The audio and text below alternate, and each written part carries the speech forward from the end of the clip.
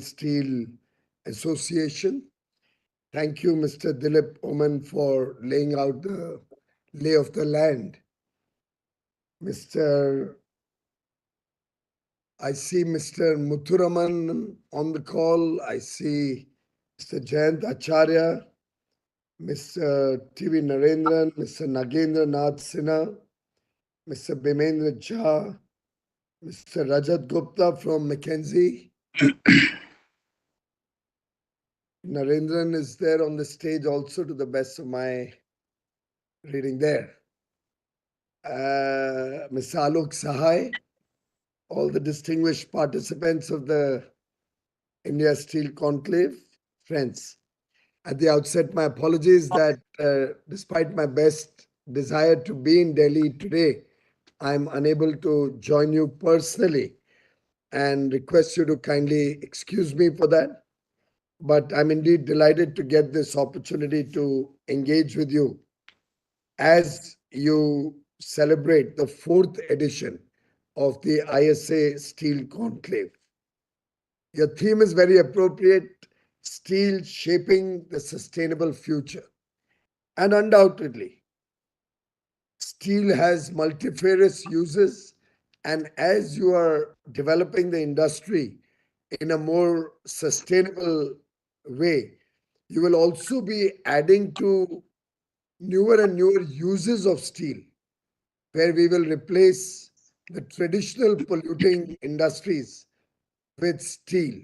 Now, since we are living in a time of serious environmental concerns, we will all very easily agree that if only we had expanded more on the steel structures, possibly we wouldn't have had so much pollution coming out of construction activity that is considered to be one of the important causes of pollution at the moment. All the same, as India headed the G20 presidency this year with a very appropriate theme, One Earth, One Family, One Future, I think it's very important that you have all decided to discuss this subject in greater detail during the course of the day.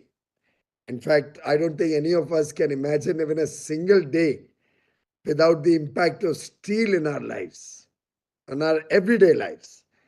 It follows us all the way through, including possibly the frame on which I'm doing the VC with you, or the building where I'm sitting or you are sitting. It's something which is absolutely important and can make a significant difference to India's industrial growth, India's economic development. The Honorable Prime Minister had said, and I quote, as we are proceeding towards the target of a developed nation, steel industry will play a vital role in strengthening the country's infrastructure. It's indeed very appropriate that he has recognized the importance of this industry. If we are going to invest massively into infrastructure in the years to come, and if we are looking at taking prosperity to every single individual born in India, certainly our per capita consumption of steel will need a significant bump up to be able to meet the aspirations of 1 billion plus people. Friends, our Indian steel industry is a very vibrant sector. In fact, if I may say, you are in some sense the bedrock of our development. And in a way, you are testimony to the work that has gone in since many, many decades, starting from the first few that steel town in Jamshedpur, where probably we started the initial steel industry. And since then, we've never looked back. We are at a stage where we can aspire to reach 300 million tons a year of steel production. Our capacities are increasing. I believe all the major steel producers and even the small steel producers have done well by and large for the last 2 or 3 years. After COVID, things had really looked up massively. And I do believe that we would love to see this industry grow very significantly in the next decade. Some of my conversations with the major steel producers led me to believe that you are looking at significant capacity addition, investment, and also sustainability in your manufacturing practices. Today, you employ nearly 2 million people, contributing significantly to the national GDP. But as we move towards greater degree of self-reliance, we do believe that the steel industry will be able to meet the increasing needs of this sector. The other day, one of your company owners told me that we are not able to export because the country's demand is so high that we don't have an exportable surplus. And that's a very sweet spot to be in. I do hope that this will encourage ramping up of industry because the world is also looking to India to provide a credible alternative with fair business practices as India is known to have and ensure that the world gets adequate steel. The PLI for specialty steel is another initiative which I hope will help us meet the variety of needs of steel for the nation and help us to move from a net importer of steel to a net exporter of steel in the very near future. Friends, we have in the past pioneered in several new initiatives, one of which was the steel slag road technology, where we utilized the waste steel slag in road construction, highway construction, very effectively and made it much more durable, in a way meeting the circular economy principle from waste to wealth.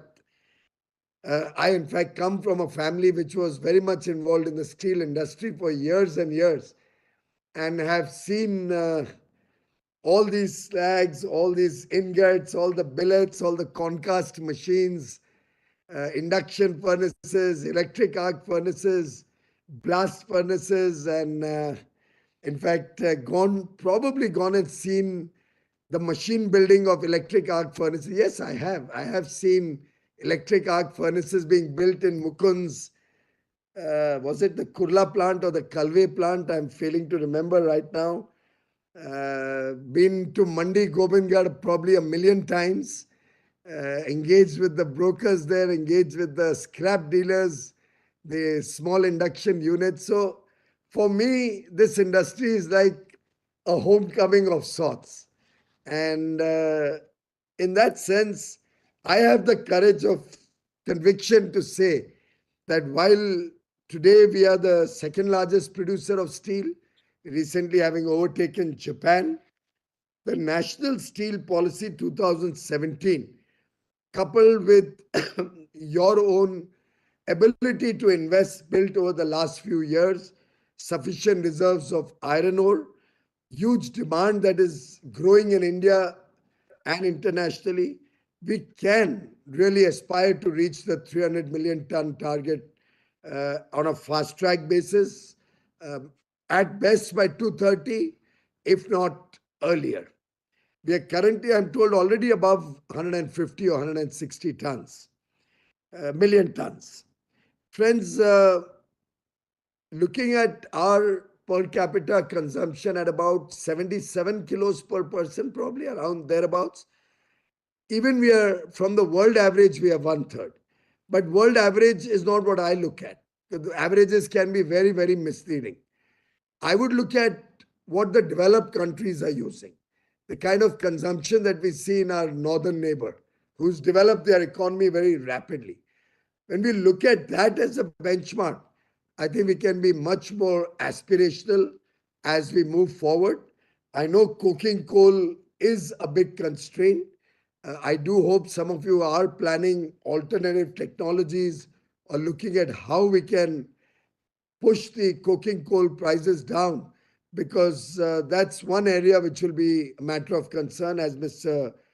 Oman also mentioned in his opening address.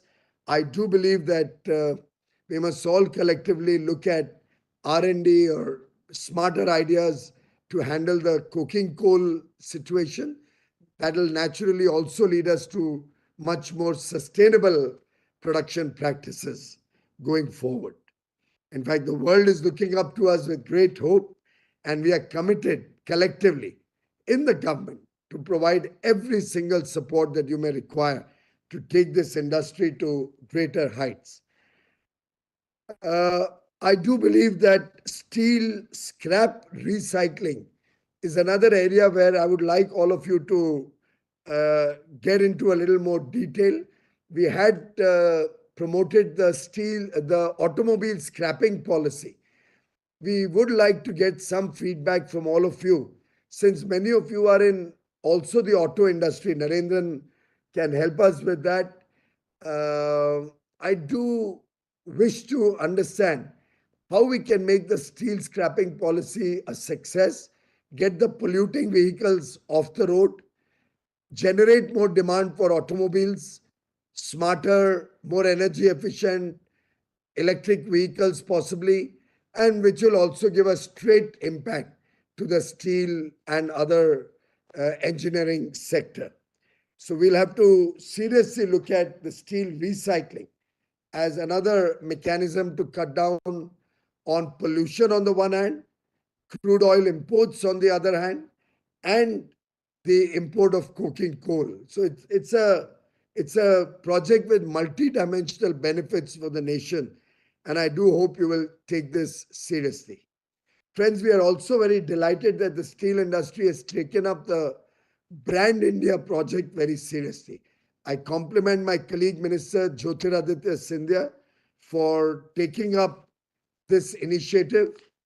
Thank you very much, ladies and friends, for ladies and gentlemen, friends, for your active support in this direction.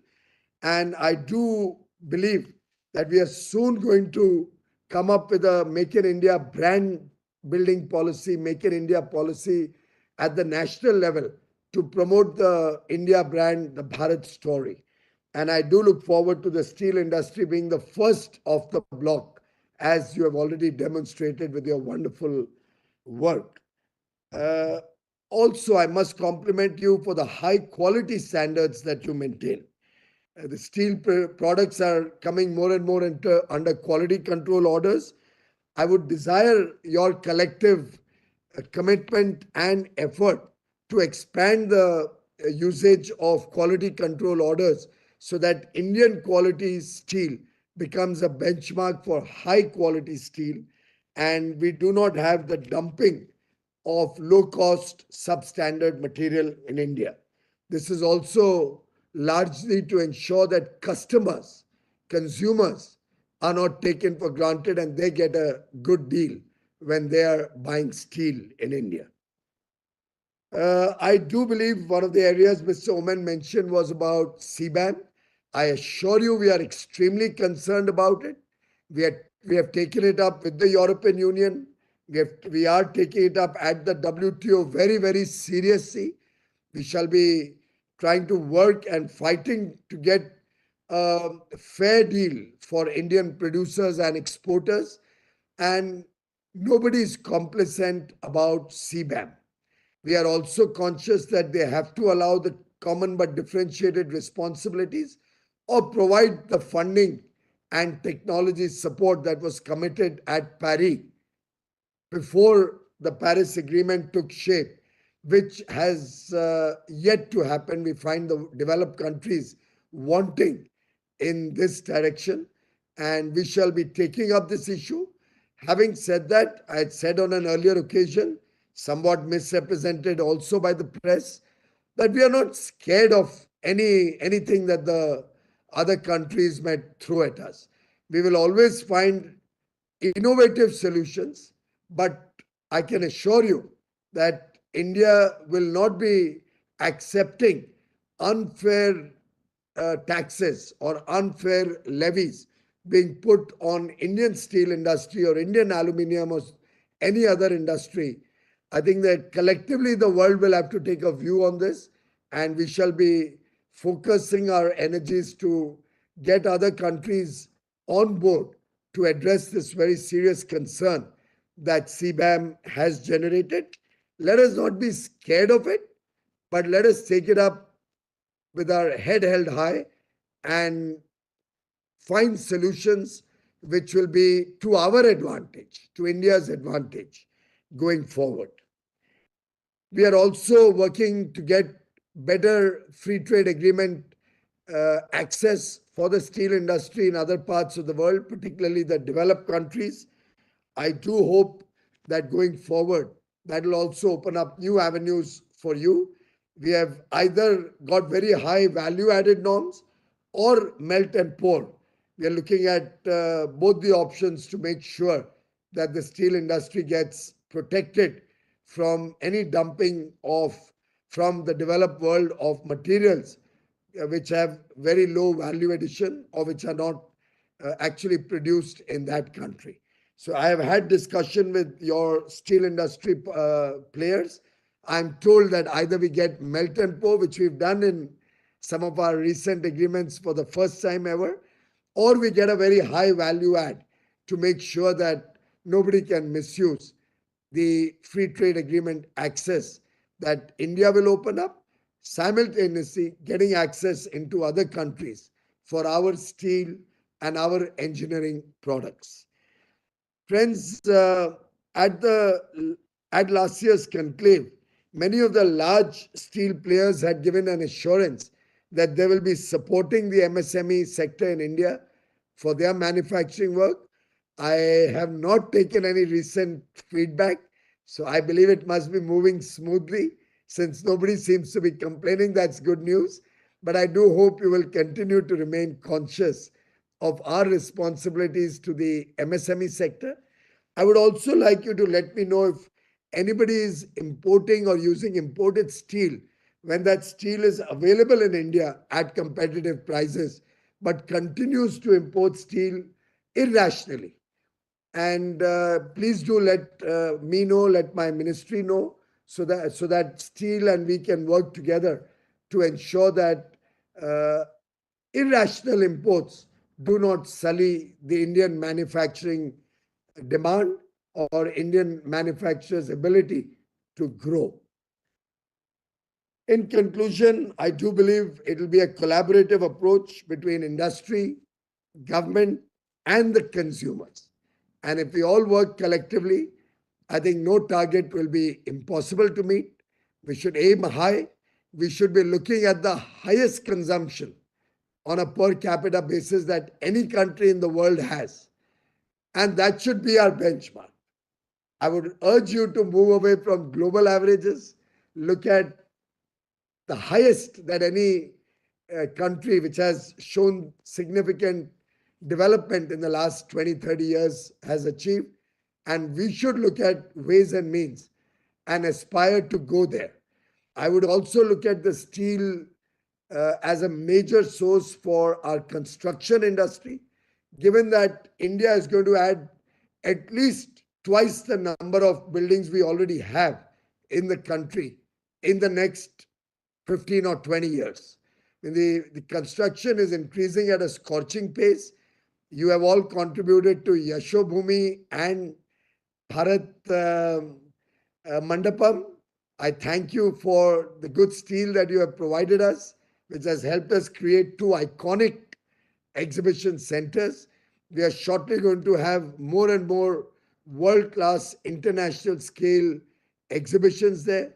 We have a textile exhibition which is covering 22 lakh square feet with participation internationally from over 30 countries as exhibitors, many more coming in as buyers.